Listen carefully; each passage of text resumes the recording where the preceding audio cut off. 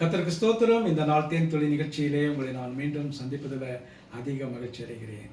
இந்த நாளில் கூட ஆண்டவராய் இயேசு கிறிஸ்து இந்த உலகத்தில் ஒரு சிலுவை மரணத்தை அடைந்தார். அதன் பின்பு அவர் உயிரோடு எழுந்தார்.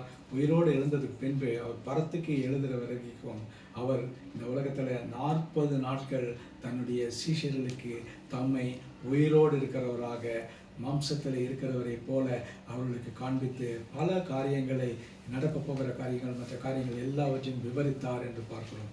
யோவான் சுவிசேஷத்திலும் பார்க்கின்ற வேளையில், அப்போஸ்தலர் நடவடிக்கைகளிலும் பார்ப்போம். முதல் 2 அதிகாரத்தில் பார்க்கின்ற வேளையில் பரிசுத்த வருகிற வரைக்கும் அந்த அவர்கள் காத்திருக்கிறதான அந்த 10 நாளுக்கு தவிர்த்து 40 நாளில் 50 நாள் என்று சொல்கிறார்கள். இந்த 40 நாளில் அவர் தன்னை அவர்களுக்கு உயிரோடு இருக்கிறவராய் காண்பித்தார்.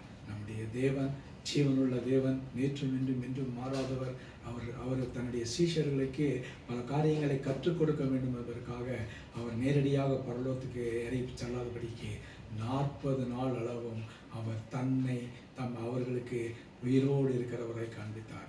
அன்றுதான் அவர்களுக்கு உயிரோடு இருக்கிறவராய் காண்பித்தார் என்றால், இன்றைக்கு நமக்கும் கூட அவர் ஜீவனுள்ளவராக, பரிசுத்தாவியானவராக நம்மோடு கூட இடைப்படுகிறவராக இருக்கிறார். நாம் பேசுகிற ஒவ்வொரு வார்த்தையும் கேட்கிறவராக இருக்கிறார்.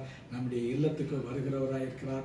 நம்மோடு உணவு அருந்துகிறவராக இருக்கிறார். நம்முடைய சம்பாஷணைகளை கேட்கிறவராக இருக்கிறார். நம்முடைய வீட்டின் தலைவராக இருக்கிறார்.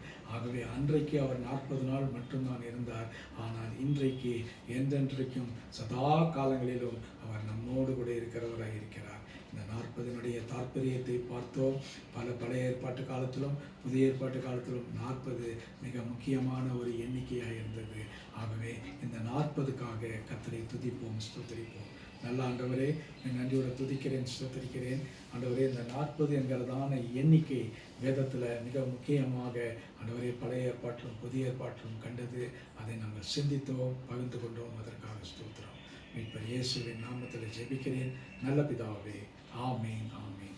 கர்த்தர் உங்களோடு இருப்பாராக. இந்த நாள் உங்களுக்கு ஒரு மகிழ்ச்சியும் சந்தோஷமான ஒரு நாளாக அமையட்டும். ஆமீன்.